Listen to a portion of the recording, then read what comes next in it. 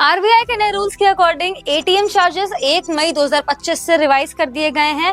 इन नए गाइडलाइंस का सीधा असर पड़ने वाला है उन कस्टमर्स पे जो कि रेगुलरली एटीएम्स यूज करते आ रहे हैं। क्या है इस अपडेट से जुड़ी की डिटेल्स, आइए समझते हैं। नंबर 1, चार्जेस बढ़ेंगे फ्री लिमिट यूज करने के बाद। अब एटीएम ट्रांजैक्शंस पे जैसे ही आप अपनी फ्री लिमिट क्रॉस कर देते हैं वैसे ही 23 रुपीज पर ट्रांजैक्शन चार्ज लगेगा, जो कि पहले 21 रुपीज था। ये चार्जेस दोनों फाइनेंशियल यानी कि कैश विड्रॉल्स या non financial bank inquiry mini statement दोनों पर लागू होगा और साथ ही साथ जीएसटी भी लगेगा। नेक्स्ट हम समझेंगे फ्री ट्रांजैक्शन लिमिट और इसके स्ट्रक्चर को। अपने बैंक के एटीएम पे आपको मिलेंगे 5 फ्री ट्रांजैक्शंस पर मंथ। दूसरे बैंक के एटीएम पे अगर आप मेट्रो सिटी में हैं तो 3 फ्री ट्रांजैक्शन पर मंथ मिलेंगे और अगर आप नॉन मेट्रो सिटी में है तो 5 फ्री ट्रांजैक्शन पर मंथ मिलेंगे। इसके अलावा इंटरचेंज फीस को भी रिवाइज कर दिया गया है। क्या होती है इंटरचेंज फीस, सबसे पहले ये समझेंगे। Interchange fees are charges paid by one bank to another bank when a customer uses the ATM that doesn't belong to their bank. These fees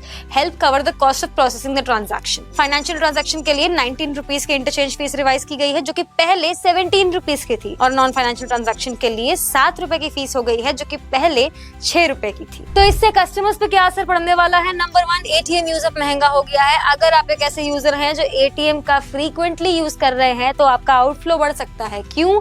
क्योंकि फीस रिवाइज कर दी गई है। अब 23 रुपए पर ट्रांजैक्शन का आपको चार्ज देना पड़ेगा, तो एटीएम यूज महंगा हो गया है। इसलिए फ्रीक्वेंट यूजर्स के लिए अपनी एटीएम विजिट्स को प्लान आउट करना बेहद जरूरी हो जाएगा। नंबर 2, कस्टमर्स को अपने विड्रॉल्स को स्ट्रेटेजिकली प्लान करना बेहद जरूरी हो जाएगा। कैसे करेंगे? कोशिश करिए कि आपकी जो ट्रांजैक्शंस हैं वो फ्री लिमिट के अंदर ही रहे। अगर आपको ज्यादा पैसे की जरूरत आ पड़ती है तो कोशिश करिए एक ही बार में आप ज्यादा से ज्यादा अमाउंट विड्रॉ कर लें। नंबर 3, डिजिटल पेमेंट की तरफ शिफ्ट नजर आ सकता है। यूपीआई, मोबाइल वॉलेट जैसे एप्लीकेशंस जो हो गए, प्लेटफॉर्म्स जो हो गए, उनका यूज आप कर सकते हैं ताकि आप एटीएम यूजेज मिनिमाइज कर दे और आप इन ट्रांजैक्शन चार्जेस से बचे रहें। ऑल्सो इससे आपका पैसा भी बचेगा और आपको कन्वीनियंस भी मिलेगी। आरबीआई का ये स्टेप बैंक्स की ऑपरेशनल कॉस्ट को मिनिमाइज करने के लिए, कवर करने के लिए लिया गया है, मगर इसका सीधा सीधा असर ऑब्वियसली कस्टमर्स पे पड़ने वाला है।